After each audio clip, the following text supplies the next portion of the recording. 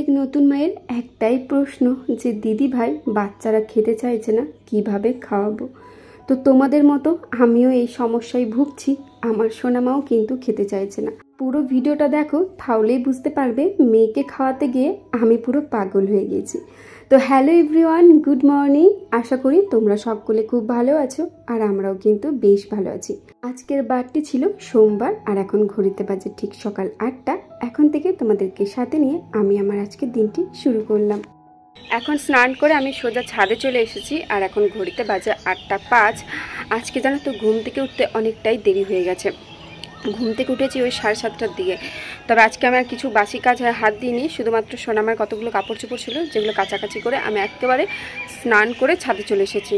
চলো বেশি বকবক করবো না, কারণ এখনও পর্যন্ত সোনামার খাবারটা রেডি হয়নি। অন্যদিন যেমন কি হয় 7টা থেকে 7:30টার মধ্যে সোনামার খাবারটা আমি রেডি করে দিই। তবে এখন আমি শুধুমাত্র চিড়েটা সেদ্ধ করে এসেছি, গিয়ে পরে কলা ম্যাশ করব আর দুধটা গরম করে সোনামাকে খাওয়াবো। চলো, এখন অনেকগুলো কাপড় আছে যেগুলো মেলতে আমার অনেকটাই সময় লাগবে, আর তোমরা সাথে থেকে আমার ভিডিওটা দেখতে থাকো। আজকে ঘুম থেকে উঠতে বেজে গেছে ঠিক সকাল 7:30টা। প্রত্যেক দিন 6টা থেকে 6:30টার মধ্যে ঘুম ভেঙে যায়। তবে আজকে কি হয়েছিল জানো তো, আমার প্রত্যেক দিন 6:15তে অ্যালার্ম দেওয়া থাকে। আজকেও সেই অ্যালার্মটা বেজেছিল, তবে অ্যালার্মটা বন্ধ করে সোনামাকে ফিডিং করাচ্ছিলাম। ভাবলাম সোনামাকে ফিডিং করাতে করাতে ও একটু ঘুমিয়ে যাক, তারপরে উঠবো। তবে সোনামাকে ঘুম পাড়াতে পাড়াতে আমি যে কখন ঘুমিয়ে পড়েছি তার আর কোনো খেয়াল ছিল না। তারপর যখন 7:30টা বাজে আমার শাশুড়ি মা যখন রুমের মধ্যে এসে রুমটা মোছার জন্য এসেছিল, ঠিক সেই সময় ওই আওয়াজে আমার ঘুমটা ভাঙে। তারপর ফোন দেখি 7:30টা বেজে গেছে। তাড়াহুড়ো করে ঘুম থেকে উঠে শাশুড়িমাকে বলেছিলাম আজকের রুমগুলো আমি মুছে দিচ্ছি, তবে মা বলেছিল তোর তো ঘুম থেকে উঠতে দেরি হয়ে গেছে, তুই যা একেবারে সোনামার কাপড় চোপড়গুলো কেচে স্নান করে নে, না হলে সময় মতো আবার সোনামাকে খাওয়াতে পারবি না। তো শাশুড়িমাই আজকে সমস্ত বাসি কাজ করেছে, আমাকে আর বাসি কাজে হাত দিতে হয়নি। কোনো রকমে সোনামার কাপড় চোপড় কেচে আমি স্নান করে নিয়েছিলাম ওই 8টার দিকে। তারপরে সমস্ত জামা কাপড় মেলে এসে এখন কিন্তু সোনামাকে আমি খাইয়ে দিচ্ছি। এখন দেখো, পাড়ারই একটা বনু এসেছিল দুধ দিতে। এই বনুদের বাড়ির থেকে দুধ নেওয়া হয়, যেটা আমি আর আমার শ্বশুরমশাই খাই। আগে তো সোনামাকে গরুর দুধ দিতাম, তবে সোনামায়ের এখন গরুর দুধটা যেহেতু বন্ধ হয়ে গেছে, তো দুধটা বন্ধ করিনি, দুধটা নিচ্ছি, সেটা আমি আর আমার শ্বশুরমশাই খেয়ে নিই। কারণ এই সময় যেহেতু সোনামা আমার ফিডিং করছে, তো আমাকেও কিন্তু ভালো মন্দ খেতে হবে। যাই হোক, ওইদিকে সোনামায়ের ফর্মুলা মিল্কটা রেখে দিলাম, আর এদিকে দেখো গরুর দুধটা যে গ্যাসের মধ্যে চাপিয়েছিলাম সেটাও ফুটে এসেছে, প্রায় 4 থেকে 5 বার ফুটিয়ে। চলো এখন গ্যাসটা বন্ধ করে দিই।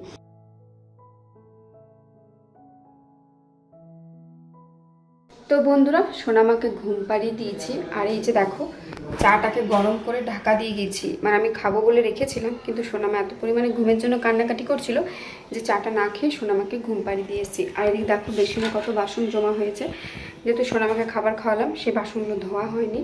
তো চলো, সোনামা যখন এখন ঘুমোচ্ছে আমি আগে চাটা খাবো, তারপরে বাসনগুলো ধুয়ে নেব। এই কখন চা গরম করেছিলাম, তবে সোনামা এত পরিমাণে কান্নাকাটি করে উঠলো যে চাটা খাওয়ার আর সময় হয়নি। তাই ভাবলাম আগে সোনামাকে ঘুম পাড়িয়ে দিই, তারপর না হয় আমি চাটা খাবো। তো সোনামাকে ঘুম পাড়িয়ে আমি চা খেয়ে নিয়েছি। আর এখন দেখো সোনামাকে সকালে যে খাবার খাইয়েছি, তো সেই বাসনগুলো ছিল, আর যেই বাসনে খাবারগুলো তৈরি করেছিলাম তো সেইগুলো ছিল। তো এখন যেহেতু সোনামা ঘুমিয়ে পড়েছে, তাই ভাবলাম বাসনগুলো সময় মতো ধুয়ে নিই। আর ওইদিকে কিন্তু আমি ভাতটা চাপিয়ে দিয়েছিলাম, আর তারপরে বাসন ধোয়া মাজা করেছি। আর এখন ঘড়িতে কিন্তু প্রায় 9টার কাছাকাছি বেজে গেছে। চলো, এদিকে তো বাসনগুলো সব ধোয়া হয়ে গেল, এক এক করে ঝুড়ির মধ্যে রেখে এগুলো কলপারে রেখে চলে আসবো।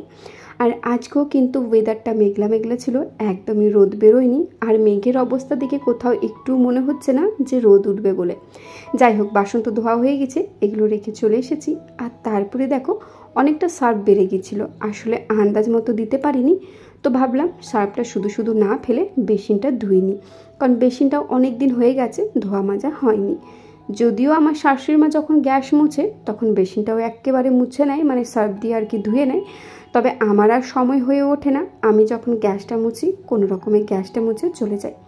তবে আজকে যখন দেখলাম সার্ফটা বেঁচে গেছে আর সোনামাও তো এখন ঘুমোচ্ছে, তাহলে বেসিনটা ধুয়ে নিই। তো এই যে দেখো বেসিনটা এখন ভালো করে সার্ফ দিয়ে দিয়েছি, আর এখন ধুয়ে নিচ্ছি। আজকে বাড়িতে রান্না হবে কচুর দম আর ঝিঙে আলু দিয়ে পোস্ত। তো প্রথমে আমি হাতে একটু সর্ষের তেল নিয়ে নিলাম, কারণ কচু যখনই আমি কাটি তখনই না আমার হাতে চুলকানি হয়ে যায়। শুধু হাতে বলে নয়, যেখানে যেখানে কচুর খোসা পাই সেখানে সেখানে চুলকানি শুরু হয়ে যায়। আর এত পরিমাণে চুলকায় যেটা প্রায় 1.5 থেকে 2 ঘন্টা সময় লেগে যায় সারতে। তাই প্রথমে আগে হাতে সর্ষের তেল নিয়ে নিলাম, আর তারপরে দেখো কচুগুলো কেটে নিচ্ছি। আর ওইদিকে সোনামা এত পরিমাণে ডিস্টার্ব করছিল, এখন যে কাজেই করি না কেন ওকে হাজির হতেই হবে। এই যে এখন আমি সবজি কাটছি, ওকেও সবজি কাটতে হবে। বারবার সবজিগুলো ধরে হাতে নিচ্ছিল। আর এখানে জানো তো একটা জিনিস কি হয়েছিল, এই যে ও কচুটা যখন হাতে নিল আমি না অতটা বুঝতে পারিনি। তো আমি ভাবলাম পরে সবজি কাটবো, আগে বটি ছুলনি এগুলো সব রান্নাঘরে রেখে আসি, না হলে হয়তো একটা বড় বিপদ হয়ে যাবে। সোনামাকে দূরে বসিয়ে রেখে আমি বটিটা আর ছুলনিটা রান্নাঘরে রাখতে গিয়েছিলাম।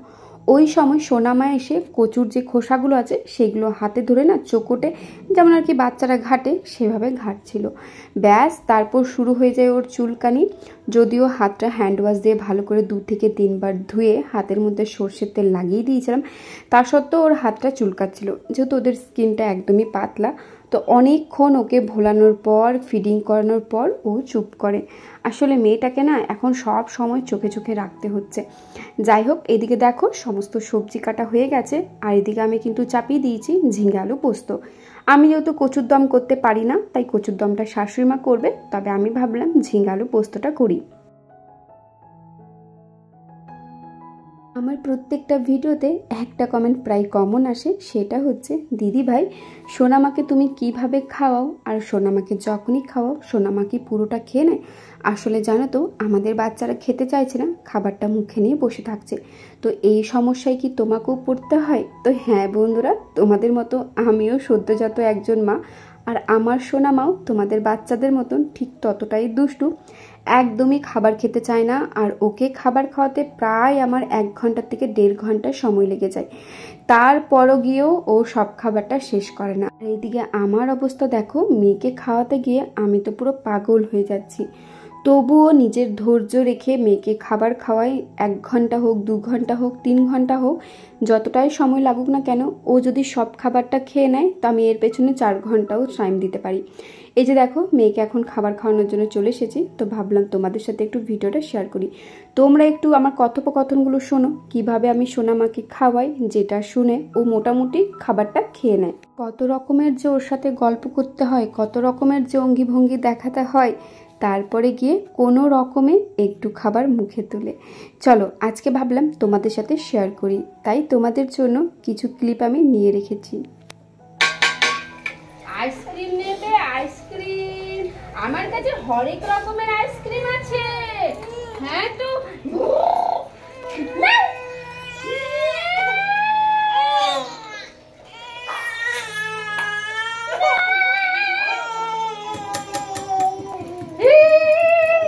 চুপ চুপ, একদম চুপ।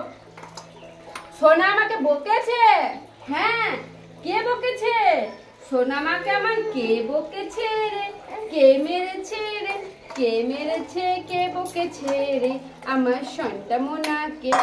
কে বকেছে? কে মেরেছে আমার সোনাকে? কে বকেছে? কে মেরেছে আমার সোনাকে? সোনাকে কে বকেছে রে আমার সোনাকে?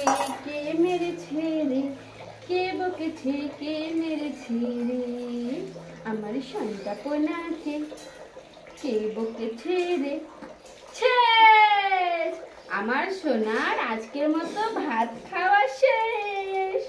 হ্যাঁ,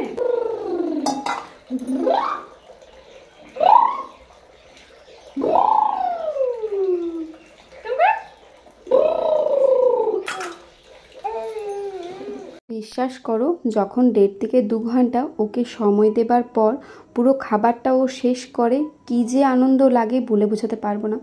তখন আর মনে হয় না যে আমার এতটা সময় চলে গেল। আর সোনামা যখনই খাবারটা শেষ করে খায়, ওকে জানো তো জড়িয়ে ধরে এত আদর করতে ইচ্ছে করে যে কি বলবো। এই যে সোনামা আজকের মতো ভাত খাওয়া শেষ হলো, আর আজকে কিন্তু পুরো খাবারটাই খেয়ে নিয়েছে। তারপরে দেখো ওকে তেল মাখিয়ে দিয়েছি। আর জানো তো, যখনই আমি সোনামাকে খাবার খাওয়াই আমিও ড্রেসটা চেঞ্জ করে নিই। আর এই নাইটিটা রেখেছি সোনামাকে খাবার খাওয়ার জন্য। তার কারণ হচ্ছে ওকে আমাকে ভালো করে বসিয়ে খাবার খাওয়াতে হয়। আর আমি তো পা গেঁদে বসতে পারবো না, কারণ 1.5 ঘন্টা ওইভাবে বসাটা সম্ভব নয়। তাই আমাকেও বাবুর মতন আঁটুল মাটুল হয়ে বসতে হয়। তার কারণে আমি ড্রেসটা চেঞ্জ করে নিই। আর তাছাড়া কি বলো তো, সোনামা যখনই খাবার খাই ও বারবার আমার কোলে চাপতে চায়। তো আমারও নাইটিটা যার কারণে এঁঠো হয়ে যায়। আর এঁঠো নাইটি পরে তো আর সারাদিন থাকা যায় না, তাই আমি আমার নাইটিটা চেঞ্জ করে নিই। যাই হোক, সোনামাকে খাবার খাওয়ার পর তেল মাখিয়ে দিয়েছিলাম। আর এখন দেখো স্নান করে দিচ্ছি। সোনামাকে আমি স্নান করার আগে খাওয়াই, কারণ গোটা গায়ে এঁঠো লাগিয়ে দেয়। তো তার জন্য ওকে স্নান করার আগে খাইয়ে দিই, খাবার পরে ভালো করে স্নান করে দিই। অনেকটা সময় পার করে এখন দেখো দুপুর হয়ে গেছে, বাড়িতে কারেন্ট চলে গেছে। যেহেতু বাইরে বৃষ্টি হচ্ছে তাই সোনামায়ের ঘুমটা ভেঙে গেছে। তো এখন সোনামাকে নিয়ে আমি সোজা ছাদে চলে এসেছি। এখন মা মেয়ে দুজনের সাথে একটু সময় কাটাবো। তো বন্ধুরা, এখন ঘড়িতে বাজে 3টে আর বাইরে বৃষ্টি পড়ছে। তো যার কারণে বাড়িতে কারেন্ট নেই। তো আমি আর সোনামা ওপরের ঘরে চলে এসেছি। নিচে খুব গরম করছিল, তো ওপরের ঘরের জানালাগুলো খুলে দিলাম। তো বেশ একটা ঠান্ডা ঠান্ডা হাওয়া আসছে। এই যে আমার সোনামা, দেখো জানালাগুলো খুলে দিয়েছি, তো খুব খুশি হয়েছে। দাঁড়াও, এই জানালাটা খুলে, এই জানালাটা খোলা নেই। সব জানালাগুলো খুলে দিলাম, তো বেশ ঠান্ডা ঠান্ডা হাওয়া আসছে। তো ঘুমটা তো হলো না, কারেন্ট চলে গেছিলো। সোনামা ঘুমিয়ে গেছিলো, কিন্তু কারেন্টটা যেহেতু চলে গেছিলো তো ঘুম থেকে উঠে পড়েছে। তো ভাবলাম ওকে নিয়ে গিয়ে ছাদেই বসে থাকি, ঠান্ডা ঠান্ডা হাওয়া আসছে। আর আমরা তো সোনামা এখানে বেশ ভালো খেলছে, জানালাগুলো যেহেতু খুলে দিয়েছি। চলো ভিডিওটা দেখতে থাকো।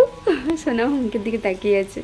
তো বন্ধুরা, ভিডিওটা কেমন লাগলো অবশ্যই একটা কমেন্ট করে জানাবে। আর যদি ভালো লেগে থাকে তো আমার এই ছোট্ট চ্যানেলটির পাশে দেখো। তাহলে চলো আজকের মতো আসি, দেখা হচ্ছে খুব শীঘ্রই অন্য কোনো নতুন ব্লগে।